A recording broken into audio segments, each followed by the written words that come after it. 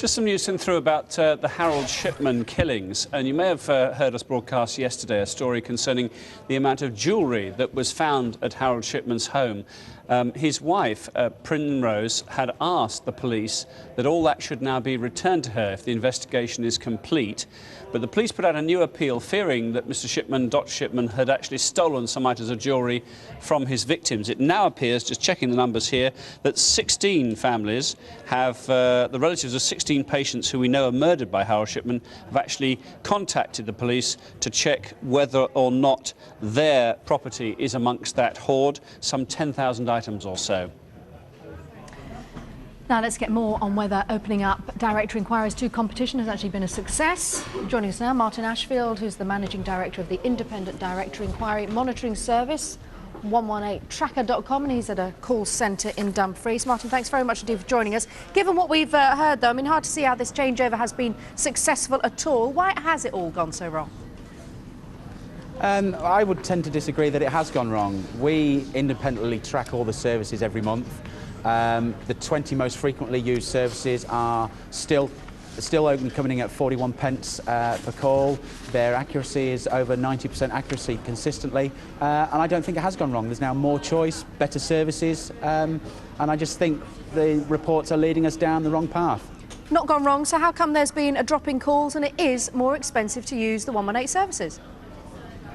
No, well, again, I don't agree that it's more expensive. It's more expensive if you're only looking at some of the services. If you look at all of the services, you know, on average we're seeing, again, 41 pence.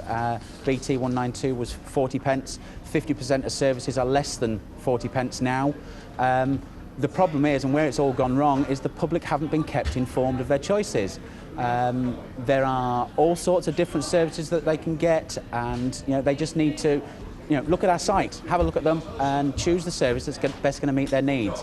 The services are far better now.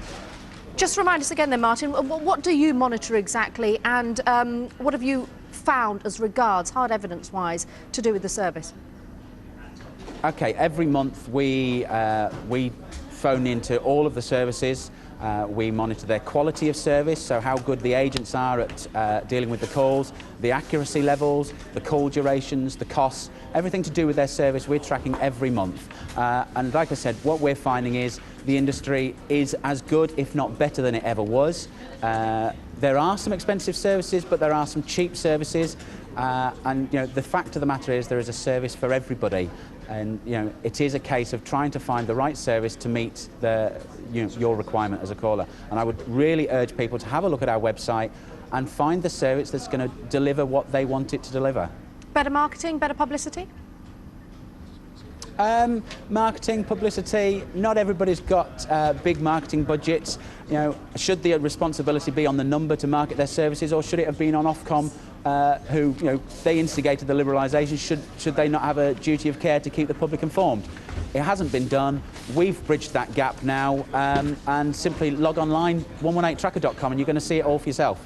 All right, Martin Ashfield, thanks very much indeed for joining us. Let's head down to the stock exchange for a business update. Juliet Foster's standing by there for us. Hi, Juliet. Hello, Martin. Well, let's start first with the property market, because we have had some mixed messages. The British Bankers Association says that mortgage lending rose last month, suggesting that the housing market is picking up, but slightly. But figures from the Council of Mortgage Lenders show that the number of homes sold slipped in January to the lowest level since the records began back in 1998. Now, on the corporate front, the supermarket chain Asda has named its new chief executive. Andy Bond will be promoted from his role as chief operating officer at the company when the outgoing boss Tony D'Annunzio stands down in September. Mr. D'Annunzio has been with Asda for 12 years and is credited with expanding the business after it was taken over by the American retail giant Walmart. Now, on a culinary note, the upmarket stove maker Aga has rustled up a tasty set of annual earnings. The firm made just over £38 million before tax. I didn't write this script, by the way. That's up by 7.5% on the previous year. Aga also says it had a good start to this year as market conditions improve. Who said that business news can't be fun when we have puns like that? Let's start with the oil price. What's happening here? get that board animating now, we can actually see a cool down in the prices, some profit taking ahead. You can see there Brent crude at 54.93, US light 56.26, a fall back from what we had before. When in the week we saw the prices actually touching around $57 a barrel. OPEC can take the credit for the surge after the cartel said it may struggle to meet demand. Let's actually broaden things out very, very quickly. The currency, keep your eye on the activity there of the dollar because the US Federal Reserve is reporting next week interest rates expected to rise. Let's go back to the studio. Thanks, Juliet. The world's biggest ever World Expo is due to open next week in Japan. We've had a preview. Well, that looks good, actually. Very high-tech. This is a dinosaur, robotic one, not the real one. Very frightening. All sorts of technology here at this fair that they're opening next week. It's going to run for 6 months. There's supposed to be very ecological friendly. Now, that's a robotic receptionist who says hello to you. I will try to answer them. Please put your question. Great. Coming up, celebrations all round the 25-year-old private becoming the first VC winner in 23 years. Over time, skin loses firmness and wrinkles deepen. So Garnier Skin Naturals has created new Ultralift Firming Anti-Wrinkle Cream. Ultralift, with specially selected ginger, captured in its purest form.